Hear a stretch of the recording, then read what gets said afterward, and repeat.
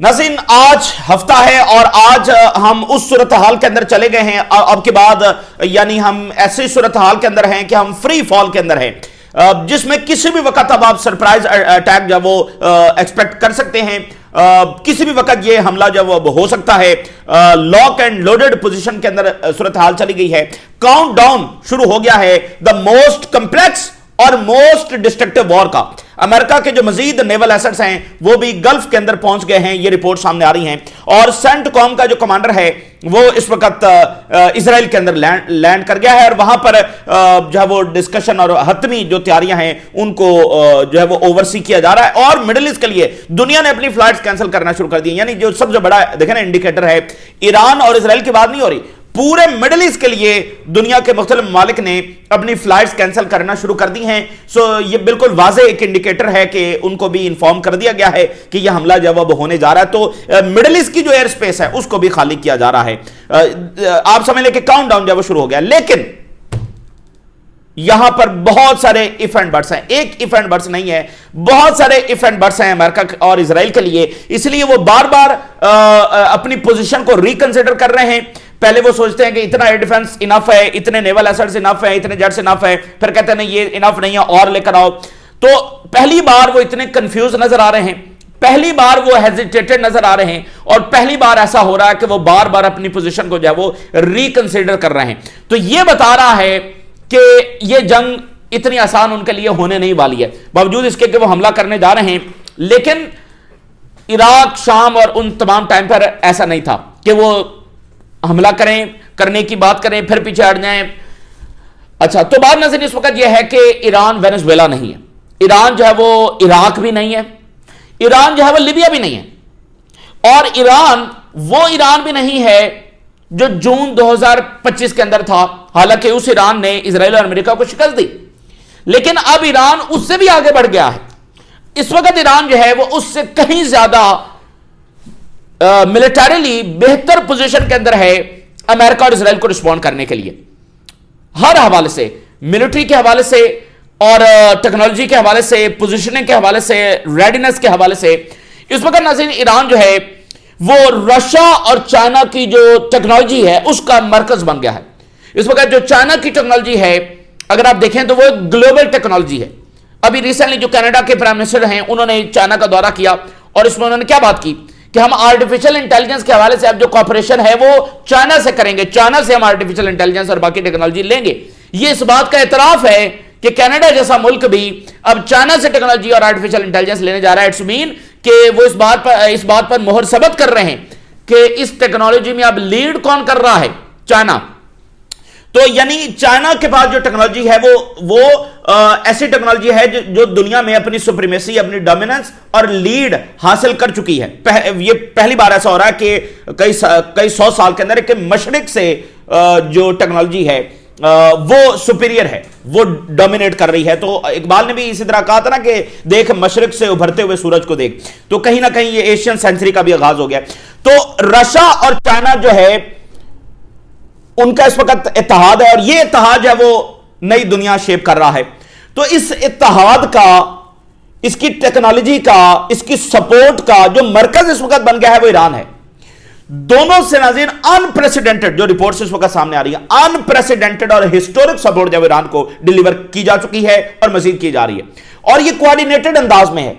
यानी एक चीज जो चाइना भेज रहा है वो रशिया को पता है, जो रशिया भेज रहा है वो चाइना को पता है, और जहां पर गैप्स हैं वो दोनों मिलकर पूरे कर रहे हैं। यानी चाइना से दुनिया के मोस्ट एडवांस रेडार्स आ रहे हैं जो किसी भी एयरक्राफ्ट को जो है वो डिटेक्ट कर सकते हैं। तो रशिया से जो है वो इलेक्ट्रॉनिक वॉरफेयर सिस्टम आ रहा है, उधर से जो है वो HQ-9B अगर एयर डिफेंस आ रहा है तो उस गैप को फिल करने के लिए रशिया अपना एयर डिफेंस जो है वो दे रहा है। तो इधर से अगर मिसाइल्स आ रहे हैं तो इधर से जो है वो ड्रोन्स आ रहे हैं। ऑफेंसिव और डिफेंसिव दोनों टेक्नोलॉजीज का जो एक कोऑर्डिनेटेड सपोर्ट है वो दोनों मुल्कों से आ रही है।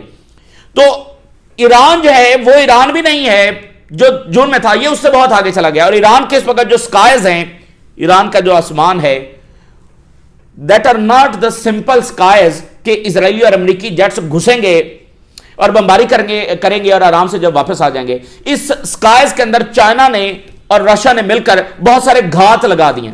आपने जमीनी घात का सुना है ना, तो ये आसमान के अंदर लगाए गए एम्बुशेस हैं इजरायली और अमेरिकी एयरक्राफ्ट के लिए कि जब वो वहां पर जाएंगे तो उनको दुनिया के most advance radars, air defence systems और जो कि लेयर दर लेयर है उसका सामना करना पड़ेगा। तो अमेरिका इस वक्त एक ऐसी ताकत से नहीं लड़ने जा रहा जो आइसोलेटेड है, जैसे इराक था, जैसे सद्दाम हुसैन था। किसी आइसोलेटेड पावर से वो नहीं लड़ने जा रहा और किसी ऐसी पावर से भी नहीं लड़ने जा रहा जिसके पास कुछ भी नहीं है। तो ना ही ईरान इस वक्त आइसोलेटेड है, बल्कि उसके पास दुनिया की जो मोस्ट एडवांस टेक्नोलॉजी है, जो कि पहले वेस्ट की होती थी लेकिन अब चूंकि ईस्ट की है तो वो ईरान को मुयसर है। तो वो आइसोलेटेड भी नहीं है और दुनिया की एडवांस टेक्नोलॉजी भी उसके पास है। और मशीनरी आ गई तो जज्बा भी तो होना चाहिए भाई, खाली मशीनरी से तो काम नहीं ना बनेगा। मशीनरी तो इजराइल के पास भी थी सबसे बेहतरीन, वो ट्रंप उधर से कह रहा था हमारे पास दुनिया के सुपीरियर वेपन्स हैं, फिर क्या हुआ? तो जज्बा भी तो होना चाहिए ना, विल भी तो होनी चाहिए ना। तो जज्बे का आलम यह है कि कोऑर्डिनेटेड जो मीटिंग हुई है तमाम कमांडर्स की, तमाम मिलिट्री लीडरशिप की, आईआरजीसी, आर्मी, इंटेलिजेंस, सब, नेवी, एयरफोर्स, तमाम कमांडर्स की इस जंग से पहले एक हतमी और आखिरी मुलाकात इस अंदाज में हुई है कि अब के बाद वो अपनी अपनी कम्बैट पोजीशंस में चले जाएंगे। ज़ाहिर है कोई हिट हो सकता है, क्या हो सकता है, तो सब अपनी कम्बैट पोजीशन के अंदर चले जाएंगे। तो आखिरी मुलाकात उन्होंने इस अंदाज में की है तैयारियों के हवाले से। और इस मुलाकात में उन्होंने क्या कहा है?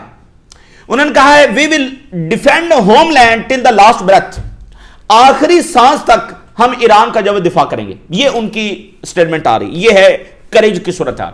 और अली लरजानी ने अमेरिका के नाम आखिरी वार्निंग जारी करते हुए कहा है कि हम अमेरिका को खबरदार कर रहे हैं कि इजराइल और हमारी जंग के दरमियान ना कूदे। ये इजराइल की जंग है तो हम, अगर इजराइल हमारे पर हमला करता तो हम लड़ लेंगे, लेकिन अमेरिका को हम खबरदार कर रहे हैं कि वो इस दरमियान जो है वो ना आए। ये अली लरजानी का मैसेज है।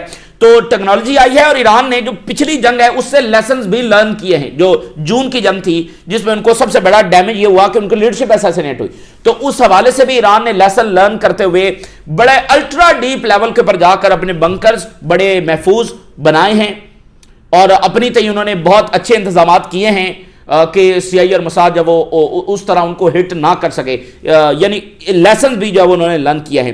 तो देखिए बात यह है कि कोई भी सिस्टम हो उसको डिफीट किया जा सकता है, उसको गिराया जा सकता है, उसको डिस्ट्रॉय किया जा सकता है, लेकिन वो सिस्टम जितना सोफिस्टिकेटेड होगा, जितना पावरफुल होगा, उसको गिराने के लिए उतनी ही बड़ी कीमत जो वो चुकाना पड़ेगी। तो इस ताकतवर ईरान को गिराने के लिए क्या ट्रंप साहब और अमेरिका कीमत चुकाने के लिए तैयार हैं? मैंने आपको बताया ना, ये वेनेजुएला नहीं है कि वो सदर को उठा के ले जाएंगे और आगे से पटाखा भी नहीं चलेगा। ये वो सद्दाम हुसैन और वाला इराक भी नहीं है कि हमला होगा और आगे से कुछ नहीं चलेगा। वहां भी आपको पता है थाउजेंड्स ऑफ कैजुअलिटीज बाद में हो गई थी। तो ये लिबिया भी नहीं है। तो ये एक ताकतवर ईरान है जिसके पीछे कौन खड़ा है? वो ममालिक खड़े हैं जिनके पास अब दुनिया की बेहतरीन टेक्नोलॉजी है। तो उसको गिराने के लिए क्या अमेरिका कीमत चुकाने के लिए तैयार है? आप जरा सोचिए, सिर्फ एक अमेरिकी पायलट अगर वो ईरानियन सॉइल के ऊपर हिट होता है, ये एक यूएस पायलट जब वो काफी होगा ट्रंप साहब की कुर्सी को हिलाने के लिए। सिर्फ एक, ओनली वन पायलट, इसको भी ट्रंप अफोर्ड नहीं कर सकता अगर वो ईरानियन सॉइल पर हिट होता है। आप सोचिए ना कि अमेरिकन पायलट ईरानियंस ने पकड़ लिया है, उसके बाद ट्रंप साहब के पल्ले कुछ रह जाएगा। तो असल बात तो यह है कि ठीक है वो एम्पायर है, वो ये है, वो उसके बाद टेक्नोलॉजी, पावर, सारा कुछ है और ईरान से इधर से हमला होगा, ईरान से उधर से हमला होगा, लेकिन आप देखिए कि वो कितने वल्नरेबल हैं, उनको कितनी डायमेंशंस के मसाइल का सामना इस वक्त है जो किसी जंग में उनको सामना नहीं था। इतने ज्यादा चैलेंजेस हैं कि आप अंदाजा नहीं लगा सकते। स्ट्रेट ऑफ हॉर्मज़ बंद हो गया, बेसेस हिट हो गई, अच्छा जी इसराइल में मिसाइल गिरना शुरू हो गया, कोई वॉरशिप हिट हो गया, कोई जहाज हिट हो गया, कितनी, और अमेरिका के अंदर जो सेंटिमेंट है, कितनी डायमेंशंस के अंदर उनको चैलेंजेस हैं। तो आप यूं समझिए कि वो शीशे का महल बनाकर इधर जब वो पत्थर मारने आ रहे हैं, तो शीशे का अपना महल हो तो किसी दूसरे को पत्थर नहीं मारते। ये बेसिस जो है ना, ये महफूज नहीं है, मैं आपको बता दूं। इसलिए तो आप देखिए बार बार अमेरिका रिकंसिडर कर रहा है। तो अगर ईरान पर जंग मुसल्लत होती है तो तल अवीव भी हिलेगा और हर वो कैपिटल हिल जाएगा जो इजराइल के साथ खड़ा होगा। ये डिस्ट्रक्शन जो वो ईरान के अंदर मचाने जा रहे हैं, ये ईरान के बॉर्डर्स के अंदर महदूद नहीं रहेगी। ईरान हर उस कैपिटल को हिला देगा जो इजराइल के साथ खड़ा होगा। ये ईरान का वाज़ेह मैसेज है। उन्होंने कहा we will fight till the last breath. उन्होंने आखिरी सांस तक और डेथ तक जब लड़ने जा रहे हैं तो आ जाओ, ठीक है, अगर इतनी तुम्हें जंग आई हुई है। और जो ताजा तरीन रिपोर्ट आ रही है, ईरान के पास हजारों बैलिस्टिक मिसाइल हैं, हजारों बैलिस्टिक मिसाइल ईरान के पास हैं। और इजराइल की जो तैयारी है वर्स्ट केस सिनेरियो की, वो कितनी है? 700 मिसाइल्स। और ईरान के पास थाउजेंड्स हैं। और पेंटागन ने भी रिपोर्ट दे दी आज। पेंटागन क्या कह रहा है? ईरान जो है वो न्यूक्लियर बना सकता है बहुत जल्द। ईरान अटेम्प्ट कर रहा है न्यूक्लियर बनाने की, ये पेंटागन ने रिपोर्ट दे दी है। तो एक डिजास्टर्स वॉर ट्रंप ने अगर चूज कर ली है और जो तैयारियां नजर आ रही हैं कि ये अब होने जा रही है, तो मैं आपको बता दूं कि ये बहुत उल्टी पड़ने वाली। अगेन कोई बड़े दावे करने का वक्त नहीं है, जो भी होगा सबके सामने आ जाएगा। लेकिन जो रिपोर्ट्स आ रही हैं कि जिस लेवल की ईरान ने तैयारी कर ली है, और बियर और ड्रैगन की एंट्री इसमें हो गई है। रशिया अपने आप को बियर कहता ना, तो चाइना ड्रैगन, तो बियर और ड्रैगन की यहां पर एंट्री हो गई है। तो ये जंग बहुत उल्टी पड़ने वाली है। बिल्कुल इराक में ऐसा नहीं था कि साथ अमेरिका जो है वो रशिया खड़ा था या चाइना खड़ा था, वहां पर ऐसा नहीं था।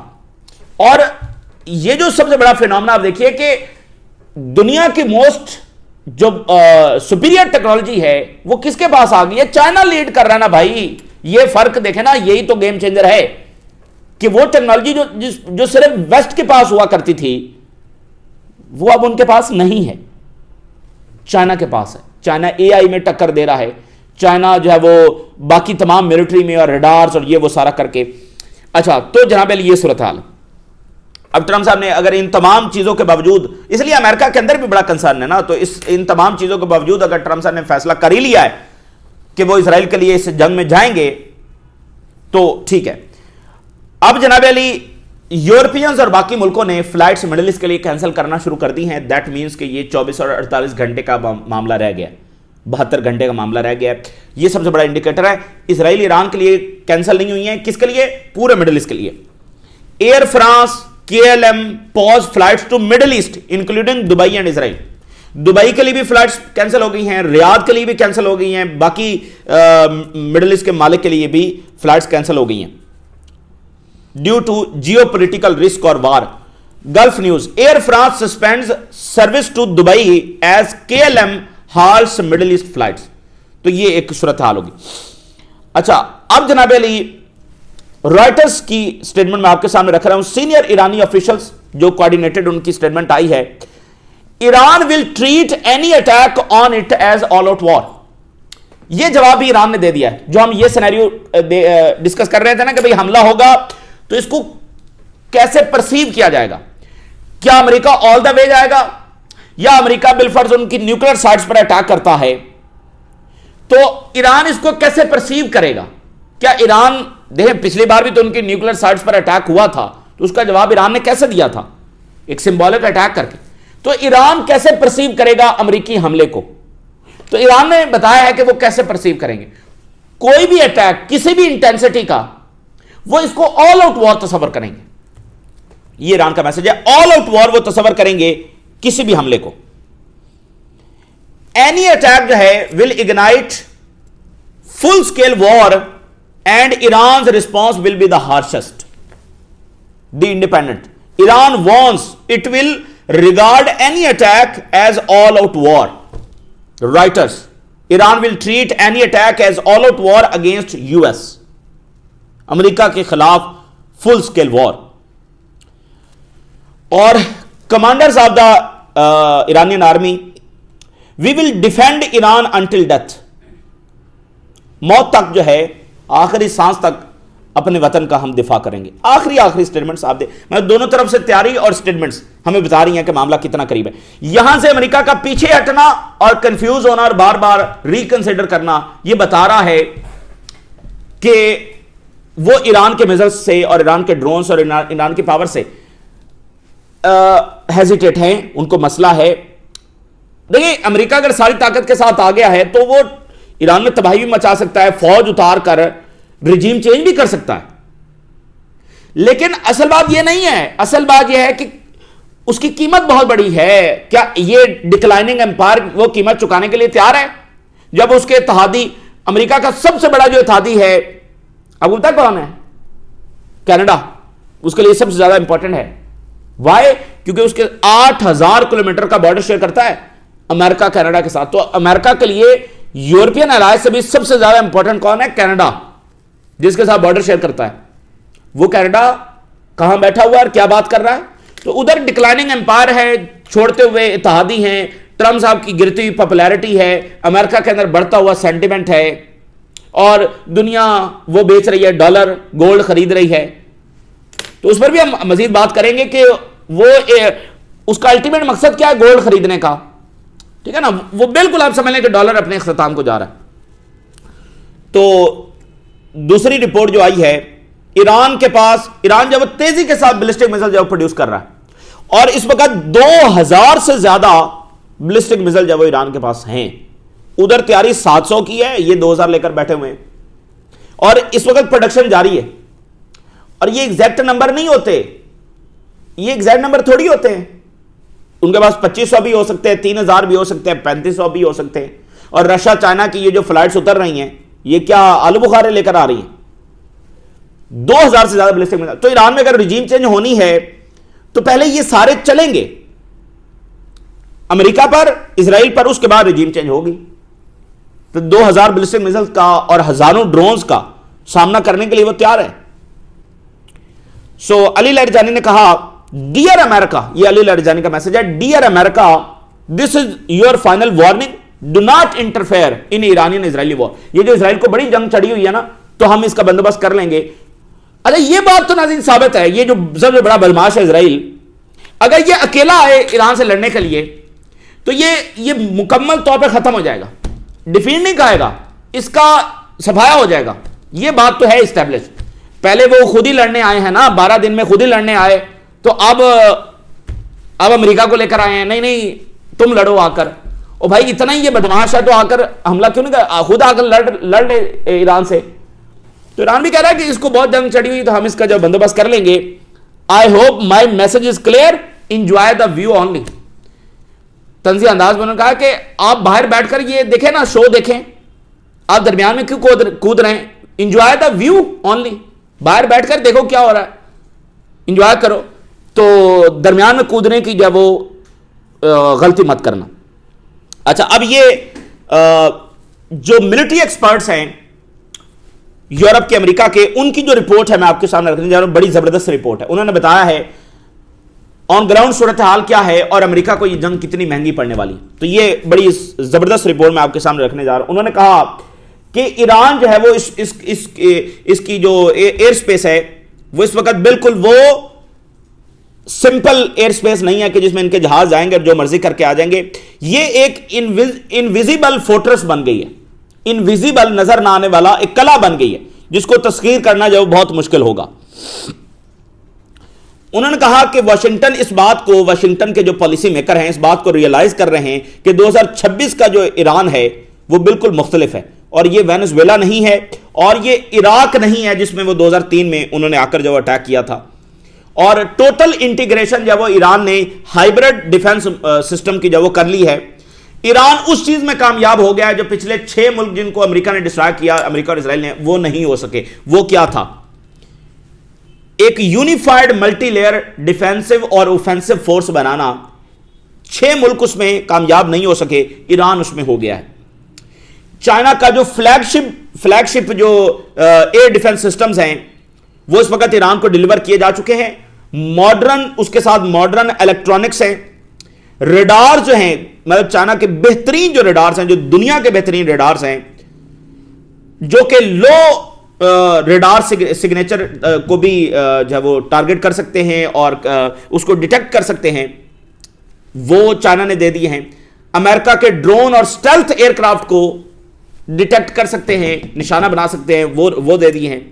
उधर रशिया का जो S-400 है वो ऑपरेशनल हो चुका है, जो हाई आल्टीट्यूड के ऊपर, यानी ये है ना लो आल्टीट्यूड के ऊपर फ्लाई करते हुए, उनके लिए चाइनीज रडार है। हाई के ऊपर करते हुए S-400 है। तो ये कोऑर्डिनेटेड एफर्ट्स है, कहां पर कौन सा गैप है उसको फिल किया गया। सो S-400 जो है वो 300 टारगेट्स को साइमल्टेनियसली एक के बाद दीगरे जो है वो ट्रैक कर सकता है। और ये जो खबर आ रही है कि रशिया ने Su-35 दे दिए हैं, तो इससे जो ऑन ग्राउंड बैटरीज है उनको ज्यादा वो महफूज बना सकते हैं। यानी एयर डिफेंस तो आ गया, उधर से वो आए और उनकी बैटरीज को तबाह कर दे, मिसाइल्स फायर करके, ड्रोन्स फायर करके। तो उसकी प्रोटेक्शन के लिए आपको जब वो एयरफोर्स भी चाहिए, तो उसकी खबर भी आ रही है कि वो दी गई है, ठीक है ना। अब वो कितना ईरान उनको अच्छा इस्तेमाल कर सकता है ये बहरहाल पता चलेगा। और क्योंकि देखे ना कि उन्होंने पहले तो इनको ऑपरेट नहीं किया, पहली जंग होगी, और अभी ईरान और रशिया ने इसको ऑफिशियली भी कंफर्म नहीं किया। तो वो ट्रेनिंग तो वैसे कर रहे थे, लेकिन एक जंग में इस्तेमाल करना, क्योंकि इजराइल और अमेरिका के जो पायलट्स हैं वो इस हवाले से तो ट्रेन होंगे ना, बहुत बहुत ज्यादा ट्रेन होंगे ईरानियन पायलट्स के मुकाबले में। तो पिछली जो जंग थी वो एक वेकअप कॉल थी ईरान के लिए, जिस तरह से उनकी असैसिनेशन जब वो उनके कमांडर्स की हुई, तो अब उन्होंने कमांड नेटवर्क को बहुत मजबूत किया है। जो उनके वाइटल सेंटर्स हैं डीप अंडरग्राउंड बेसिस, वहां पर उन्होंने अपना कमांड स्ट्रक्चर बनाया है। Thousands of electronic warfare system जो है जीपीएस सिग्नल्स को और क्रूज मिसाइल्स को जैम करने के लिए, उनको उनकी प्रिसीजन को हिट करने के लिए thousands of electronic warfare system उनके पास डिलीवर हुआ है। तो अब अमेरिका को मसला यह है कि जो रिस्क ऑफ ह्यूमन लॉस है वो बहुत ज्यादा है, जो उधर नहीं था। यानी इराक में क्या हुआ, जब उन्होंने बॉम्बिंग की तो उसमें तो एक फौजी भी उनका नहीं, उसका नुकसान हुआ। ये तो बाद में उन्होंने जब विक्ट्री अनाउंस कर दी और वहां पर फौजें उतारी और विक्ट्री अनाउंस हो गई, उसके बाद कहानी दूसरी शुरू हुई, समझ रहे। तो यहां पर यह मामला नहीं है कि उनका ह्यूमन लॉस तब होगा जब वो फौजें उतारेंगे, ये उसके अलावा भी हो सकता है। उनके एयरक्राफ्ट हिट हो सकते हैं, उनका करियर हिट हो सकता है, उनके वॉरशिप्स हिट हो सकते हैं, जिसमें ह्यूमन लॉस जब हो सकता है। तो ऐसा कुछ भी हुआ तो व्हाइट हाउस के लिए पॉलिटिकल डिजास्टर होगा। तो फिर अगली बात, जो रीजनल बेसेस हैं, ये आप यूं समझिए कि ये शीशे के महल है, ये कोई इतनी फोर्टिफाइड बेसेस नहीं है कि ये हिट नहीं हो सकती। आज तक कोई हिट कर ही नहीं सका है, किसके पास ये कैपेबिलिटी नहीं थी। तो ईरान की रेंज के अंदर ये सारी जॉर्डन से लेकर इधर उधर सब जो है गल्फ एंड यूएस बेसेस जो है विद इन रेंज है ईरानियन रिटेलिएशन के। और अब ईरान के पास इन चाइना के रेडार्स की वजह से ज्यादा प्रिसीजन और जो बाकी सलाहियत है वो उसके पास ज्यादा होगी इस टेक्नोलॉजी की वजह से। सो इस वक्त ईरान जो है वो टेस्टिंग ग्राउंड बन गया है बीजिंग और मॉस्को की टेक्नोलॉजी का, यानी सबसे पावरफुल टेक्नोलॉजी उन्होंने यहां पर दे दी है। इस तरह मेरा नहीं ख्याल कि कोई जंग हुई है जिसमें चाइना और रशिया ने कोऑर्डिनेटेड तरीके से अपनी प्राइम टेक्नोलॉजी दी है। ये मेरा नहीं ख्याल, ये पहली बार हम ऐसी जंग देखने जा रहे हैं। तो अमेरिका एक आइसोलेटेड रीजनल पावर को फेस नहीं कर रहा है, बल्कि एक ऐसी पावर को फेस कर रहा है जहां पर ग्लोबल टेक्नोलॉजी की कंसंट्रेशन हो चुकी है। चाइना ने एक नहीं कई तरह के रेडार्स भेजे हैं, रशिया के मिसाइल्स हैं, और यहां से डिले या अमेरिका का जो विड्रॉल है ये इस बात का एडमिशन होगा कि प्राइस ऑफ सुपरियॉरिटी जो है अब वो बहुत बढ़ गई है, कीमत बहुत बढ़ गई है एयर सुपरियॉरिटी की। So America no longer holds all the cards. America के हाथ में अब सारे कार्ड्स नहीं है, क्योंकि ईरान ने रूल्स ऑफ द गेम और ईरान और उसके इत्तेहादियों ने रूल्स ऑफ द गेम जब वो चेंज कर दिए। तो फिर उन्होंने कहा, जैसे मैंने बताया, कि अगर ईरान में रिजीम चेंज करना भी है फिर ग्राउंड पर फौजें उतारना पड़ेंगी, कीमत बहुत ज्यादा है। तो अगर जंग शुरू होती है तो यह सिर्फ एक एक्शन मूवी नहीं होगी, बल्कि एक डिवास्टेटिंग वॉर होगी और टेक्नोलॉजिकल अट्रिशन जब हम देखेंगे इसमें। और पेंटागन ने कहा है कि ईरान जब वो न्यूक्लियर बनाने की तरफ बढ़ रहा है, टाइम्स ऑफ इजराइल उसको कोट कर रहा है, Iran aiming to rebuild forces may try to obtain nuke, Iran seeking to rebuild its forces. Pentagon, Iran determined to rebuild its power, US facing significant opportunities, Iran may try to obtain nuclear weapons. ठीक है, तो Iran कहीं ना कहीं nuclear की तरफ भी जा रहा है, अब ये पेंटागन कह रहा है। सेंटकॉम चीफ जो है उस वक्त इजराइल में पहुंचा है amid US military buildup in middle east. और ईरानियन ऑफिशियल ये कह रहे हैं कि हम हाई अलर्ट के ऊपर हैं, टाइम्स ऑफ इजराइल लिख रहा है, और पूरी तरह से तैयार हैं अमेरिकी हमले के लिए। यानी वो कह रहे हैं कि ईरान उधर तैयार है, सेंटकॉम का कमांडर यहां पर है। एक और इजराइली मीडिया लिख रहा है, CENTCOM commander lands in Israel set to meet with security leadership. और अगली खबर बड़ी इंपॉर्टेंट है कि स्टीव विटकॉफ और जैरेड कुशनर भी इजराइल पहुंच रहे हैं। तो सेंटकॉम का कमांडर भी है, स्टीव विटकॉफ और जैरेड कुशनर भी हैं। तो ये यहां पर एक हतमी वो उसका जायजा लेने जा रहे हैं। काफी महंगी पड़ने वाली जंग, बावजूद इसके कि ईरान में तबाही सारा कुछ होगा। लेकिन फिर ईरान क्या करे? ओ भाई, ईरान तो जंग चाह नहीं रहा। तो असल बात यह है कि तबाही तो फिर होनी है, जिससे ईरान हर सूरत अवॉइड करना चाह रहा है इस जंग को ना करके। लेकिन जब उन पर जंग मुसल्लत ही हो रही है, और आप जरा दुनिया की हिपोक्रेसी देखिए, 6 महीने पहले वो ईरान पर हमला करके गए, अब एक नए जवाब के साथ हमला करने आ रहे हैं, उनको कोई रोकने वाला है नहीं। तो फिर वो ऐसे लड़ेंगे कि इनको ऐसे सबक सिखाएंगे कि ये दोबारा किसी पर हमला करने के लिए ना आए, और ये इस एम्पायर की आखिरी जंग साबित हो। फिर वो इस तरह से लड़ेंगे। तो ये इस वक्त की ताज़ा तरीन डेवलपमेंट्स है जो आपके साथ शेयर किया हमने। राय जरूर करें। इजाज़त दीजिए। अल्लाह हाफिज़।